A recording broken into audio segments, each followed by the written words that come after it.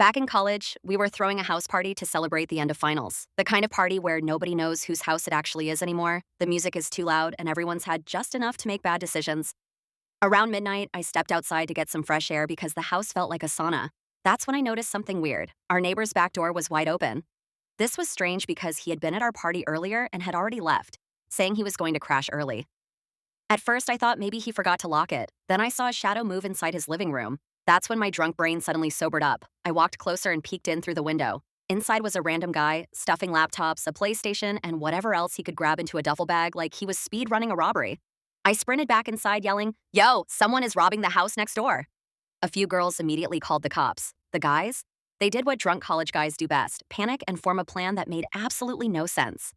One dude grabbed a mop, another picked up a hockey stick. Someone else came out holding duct tape and said, "I don't know why, but this feels right." We all rushed outside just as the burglar tried to escape through the back door. He took one look at six drunk idiots charging at him and completely froze. One guy tackled him, not aggressively, more like a clumsy hug, and the rest piled on. The burglar didn't even fight back. He just kept saying, I'm sorry," while we somehow managed to tape his hands together, then his feet, then everything else. At some point, someone found a tarp, and suddenly the guy was wrapped up like a leftover burrito with his head sticking out. No one remembers who suggested it, but next thing we knew, we had him sitting upright against a tree, fully taped, blinking in confusion.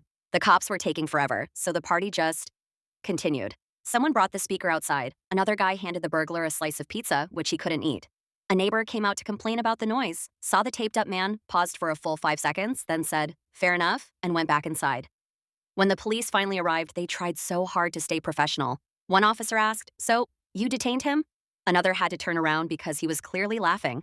Turns out the burglar had been hitting houses in the area for weeks. The cops thanked us, carefully cut him loose, well, mostly, and drove away with him still partially wrapped in tape because no one wanted to redo the whole thing. The party ended shortly after that, but for the rest of the year, our house was known as the place where the burglar got gift wrapped. To this day, I still don't know why he didn't try harder to escape. Maybe he was just as confused as we were.